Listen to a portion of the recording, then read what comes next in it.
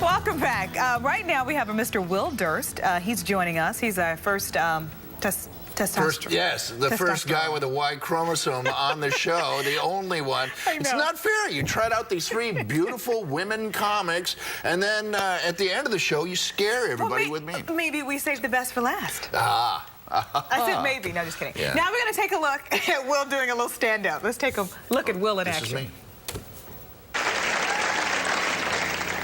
President Obama, in the first month that he was president, he had a press conference, and it was televised. I think it was Brian Williams asked him a question, and in the middle of it, he killed the fly. She said, oh, got it. Peter was yelling at him for that. You're setting a bad example. It's a fly! People, priorities, please. You gonna protest the production of windshields? Entomological genocide. Yeah, so are porch lights. Wow. Funny. You say you like politics.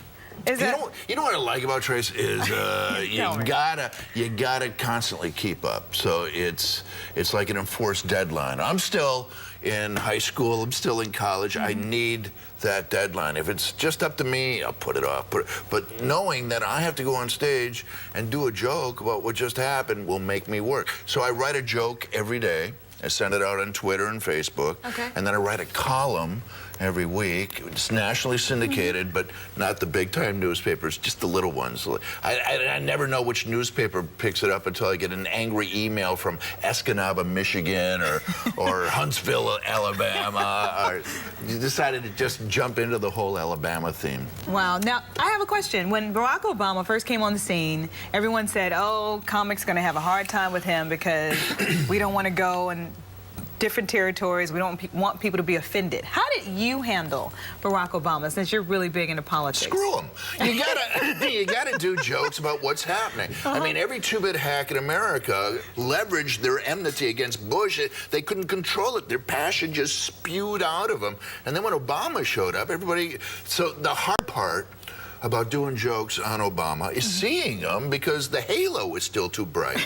You know, it's getting a little dim. It is. But he did raise health care from the dead, and the band, the Grateful Dead, actually give him credit for bringing them back together after Jerry died. So he raised the dead from the dead. That's good. Okay, how about Sarah Palin? I'm sure she gives you a lot more. Yes.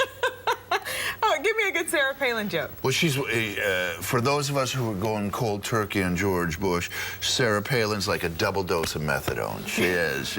Every 2 weeks there's something. Every 2 weeks. Honest to God, she erupts. She's like Republican herpes. But I mean that in a good way. I do. Can I say that this early? Well, you've already said it now, and it's Sunday, no less. I know. Well, the show is called Bay Sunday. I figured it was Sunday.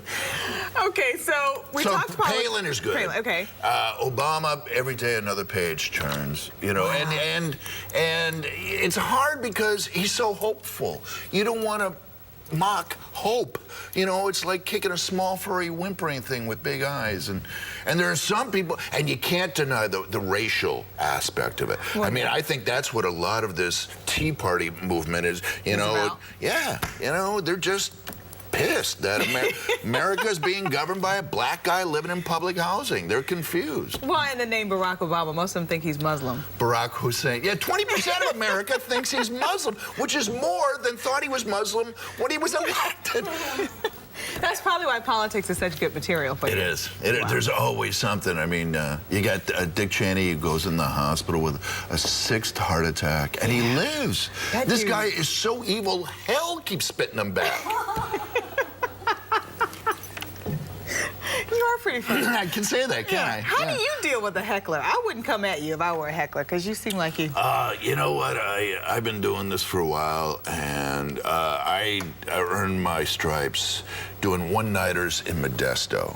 So I worked it out, so my timing is if the audience isn't laughing, I'm talking. And it's real hard for a heckler to fit in. And if he does, he's got a sense of timing, so you can usually deal with him. It's not some drunk lunatic, you know, but because of what I do, it antagonizes people. You know, it antagonizes the left, because the left has a sense of humor of an end table, you know.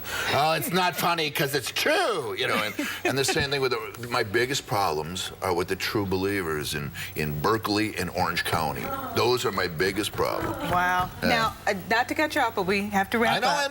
I know. I want to make sure that people know where you're going to be. So you're going to be, tell me, Comedy Day in the Park.